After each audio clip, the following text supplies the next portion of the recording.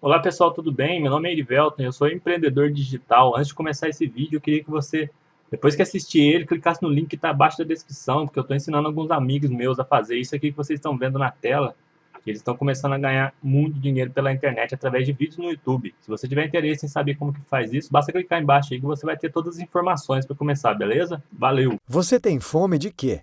A solução definitiva para perder peso, ganhar confiança e viver com leveza. Deepak Chopra.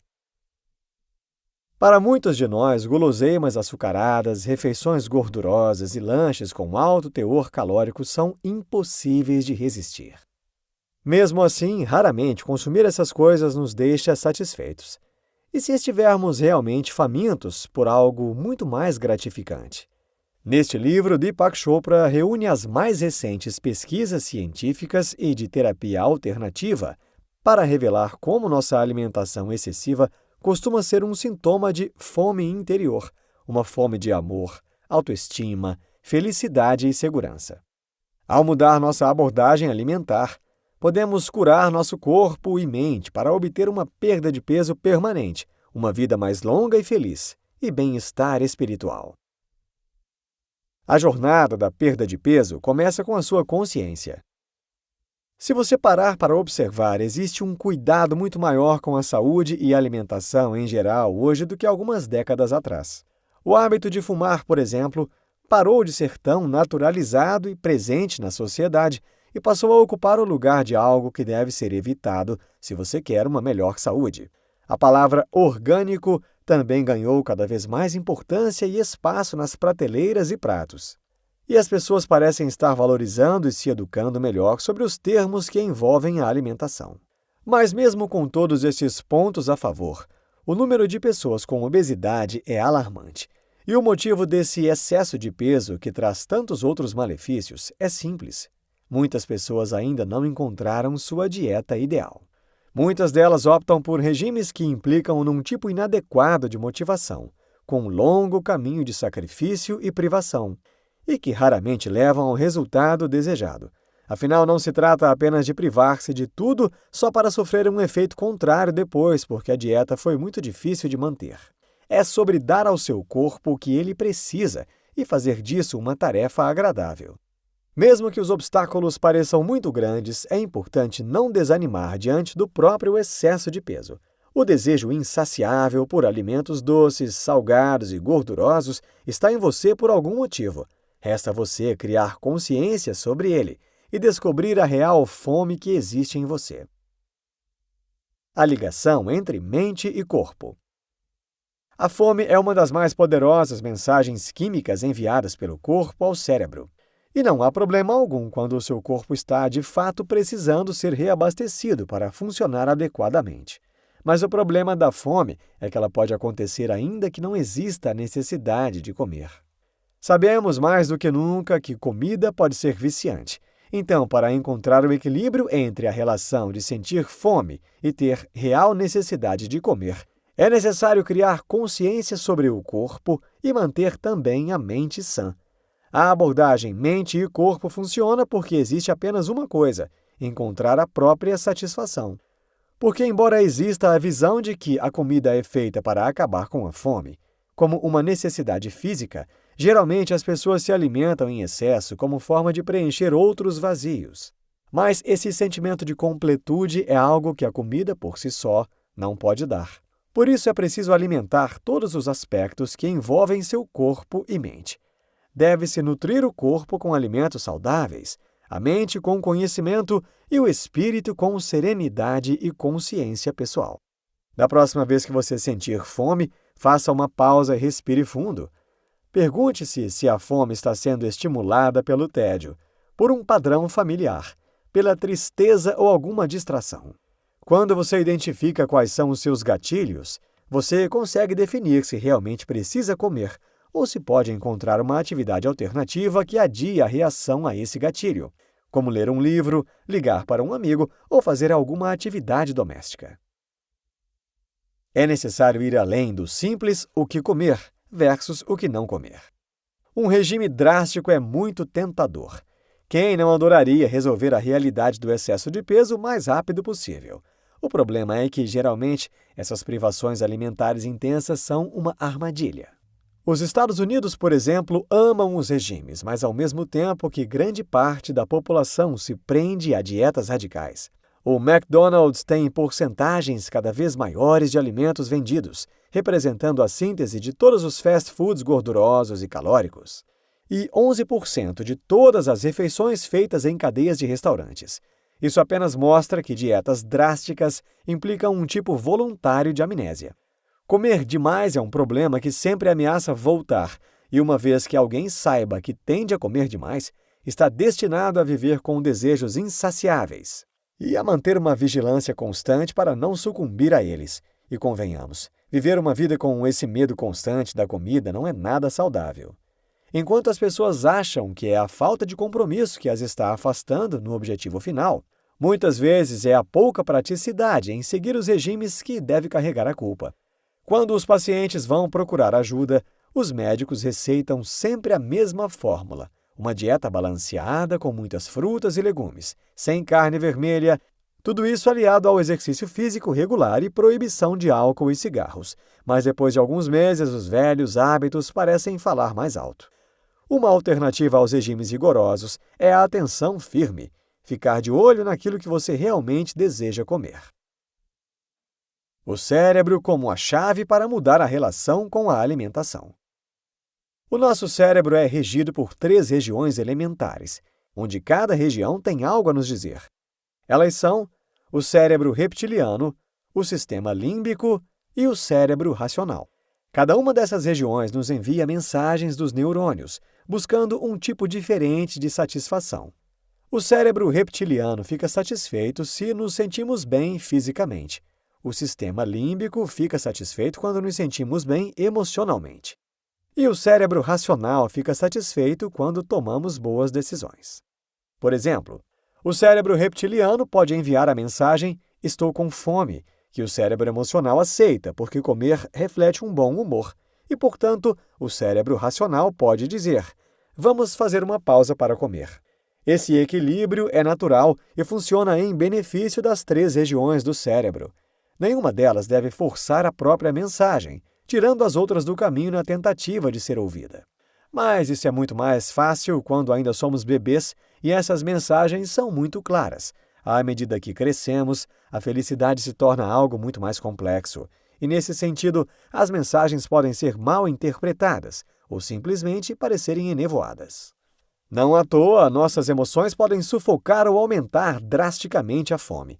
Afinal, quem nunca descontou na comida ao passar por um período de ansiedade, tristeza ou raiva? Quando comemos em excesso, pode parecer que o cérebro reptiliano foi possuído pela raiva, forçando uma fome incontrolável. Mas, na verdade, o problema é sistêmico. É característico de uma mistura de controle compulsivo, cérebro reptiliano, tentando encontrar consolo, mente emocional, e fazendo escolhas ruins, cérebro racional.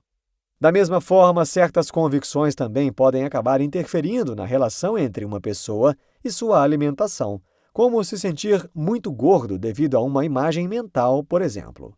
Por isso, as pessoas tendem a ter uma relação conturbada com a comida, sentindo, numa mesma refeição, uma sensação boa por saborear a comida, raiva por comer demais e vontade de prometer melhorar, apenas para ignorar tudo isso depois e reiniciar esse ciclo. Quando a relação entre a mente e o corpo é ignorada, trata-se de uma medicina incompleta. Quando o cérebro recebe dados negativos, ele se altera em conformidade com as mensagens recebidas. Lembre-se sempre que o cérebro não tem pensamentos próprios, nem consegue escolher quais orientações obedecer e quais ignorar. É a pessoa, dona da mente, quem escreve a própria história. Pode-se alimentar o cérebro de mensagens negativas ou positivas. A escolha é de cada um. Atitude: aprimorando a consciência. O nosso corpo é o registro físico da história que vivemos até agora. Todos os pontos positivos e negativos que observamos nele são fruto das escolhas que fizemos até aqui. Nosso peso, por exemplo, é um reflexo daquilo que escolhemos comer, e cada traço recebe a influência de um conjunto de hábitos, uma lista de coisas de que gostamos ou não gostamos, e dos costumes das outras pessoas ao redor. Se você não está feliz com seu peso, os quilos a mais provavelmente representam algumas vivências infelizes, momentos de frustração, altos níveis de estresse, ansiedade no trabalho ou um relacionamento. Então, se o seu corpo representa a sua história, a forma mais natural de mudar o corpo é mudando essa história. E a chave para fazer isso é tornar-se consciente. Tornar-se mais consciente é mais fácil do que parece. O autor mostra 3 técnicas elementares que equilibram as regiões mais importantes do cérebro de forma natural, sem esforço. Tenha consciência do seu corpo. Volte-se para o seu eu interior e sintonize-se com suas sensações físicas, sejam lá quais forem. Vivencie o que o seu corpo está vivenciando. Tenha consciência de suas emoções. Feche os olhos. Atente para o seu coração e perceba como se sente emocionalmente. Sem se envolver, concentre-se e observe esses sentimentos. Tenha consciência de suas escolhas. Encontre um momento de calma, talvez bem cedinho, logo depois de acordar, ou quando estiver no banho, relaxado, e avalie a melhor maneira de tomar as decisões que precisa. As melhores decisões vêm de um estado íntimo de tranquila atenção. Nossa mente foi feita para tomar conta de nós. Essa é a razão de sua surpreendente complexidade. A abordagem mente e corpo preenche as lacunas que parecem sempre atrapalhar seus objetivos.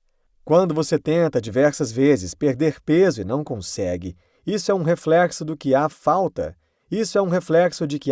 de consciência em algum desses aspectos, pois o que deveria ter mudado, a atitude de usar a comida para preencher vazios invisíveis, continua sendo obstáculo. Quando você conseguir se inserir num estado de consciência geral do seu corpo, você verá uma mudança não apenas em sua aparência, mas também na maneira como trabalha, como enxerga o mundo e como ama as pessoas que fazem parte da sua vida, incluindo você mesmo. A importância dos hormônios para o equilíbrio corporal. Os processos do organismo não acontecem por acaso. Existe uma sinfonia de hormônios em curso pelo corpo, e quando estão equilibrados uns com os outros, o nosso biorritmo segue um padrão natural. Quando o seu corpo está fora de equilíbrio, porém, os níveis de hormônios também refletem isso. Por exemplo, a falta de sono afeta diretamente a reação da fome, e é por isso que as pessoas tendem a comer mais quando dormem mal. Esse fator é tão importante que a perda do ritmo natural de sono pode ser a razão para comer em excesso. Além disso, você também já deve ter ouvido falar do perigo da gordura que se acumula no entorno do abdômen. Em ambos os sexos, o efeito desfavorável da gordura abdominal é devido ao fato de essas células de gordura frequentemente secretarem hormônios na corrente sanguínea. Elas introduzem, sobretudo, a leptina, o hormônio que aumenta o apetite, que é naturalmente contrabalançado pela grelina, o hormônio da saciedade. Os níveis de leptina são diretamente proporcionais ao peso do corpo. Em outras palavras, quanto maior o nosso peso, mais fome sentimos. Uma ironia cruel, uma vez que a gordura corporal é uma reserva da natureza para momentos de escassez alimentar. O efeito rebote, que está ligado ao ganho de peso depois de um período de regime alimentar, também está ligado à leptina. O corpo interpreta esse regime drástico como escassez de alimento, já que as duas coisas significam uma queda drástica nas calorias. Quanto mais for possível manter esses hormônios em equilíbrio, mais fácil será desfrutar de uma vida saudável, manter o peso ideal e cultivar hábitos positivos. A felicidade é uma forma expandida de consciência. À medida que o seu hábito de comer se transforma em uma ação consciente, viver com consciência não será difícil de conseguir. A felicidade está sempre ao nosso alcance. Só é necessário que façamos escolhas novas. O estado de felicidade é, em parte, ligado aos hormônios. Existem 3 deles que são diretamente relacionados à experiência de prazer: a serotonina, a dopamina e a oxitocina. Eles são a chave das emoções e do humor, e capazes de transmiti-los por todo o corpo. A serotonina tem um papel fundamental na sensação de bem-estar, enquanto seu desequilíbrio está diretamente ligado à depressão. A dopamina está associada aos bons sentimentos quando temos êxito em alguma tarefa e conseguimos o que queremos, ou seja, as recompensas. E a oxitocina é o hormônio do amor. associada aos vínculos sociais e orgasmos sexuais. Mas a felicidade não é puramente química. Existem outras necessidades humanas: amor, conforto, realização, criatividade, autoestima, que influenciam diretamente nosso estado de felicidade e satisfação geral. E uma vez que você saiba quais são suas verdadeiras necessidades, é possível planejar a felicidade como uma hierarquia de necessidades. E onde a comida se encaixa? Nas necessidades menores. Quando você prioriza necessidades superiores, é muito mais fácil não se sentir constrangido a retroceder para as necessidades inferiores. Por exemplo, quando estiver diante de um bolo de chocolate, a autoestima o permitirá dizer: "Não vou fazer isso comigo." Enquanto isso, a criatividade pode encher o seu dia de tanta satisfação que não será mais necessário beliscar para acabar com o tédio. Sentido e propósito acabam com a sensação de vazio que as pessoas futilmente tentam encobrir através de comer mais e mais. Se satisfizermos as necessidades maiores, só restam duas razões para nos fazer ganhar peso: ou descuidamos de alguma fome ansiosa, ou paramos de ficar atentos. Ambos são lapsos de consciência, e trazê-la de volta ao que está acontecendo vai resolver o problema. Coma com atenção plena. Saboreie cada garfada, demorando-se nela, dando atenção ao aroma e mastigando um pouco mais do que geralmente faz. Em outras palavras, faça do sabor uma experiência completa em si. Coma no ritmo mais lento que puder. O ritmo moderado vai melhorar a digestão. Não encha o garfo ou a colher novamente se ainda não tiver engolido o que está na boca. Tenha uma boa noite de sono. A falta de sono atrapalha o equilíbrio entre dois hormônios, leptina e grelina, responsáveis por nos fazer sentir fome ou satisfação. As pessoas que não dormem direito comem demais facilmente quando o corpo para de enviar a mensagem hormonal correta.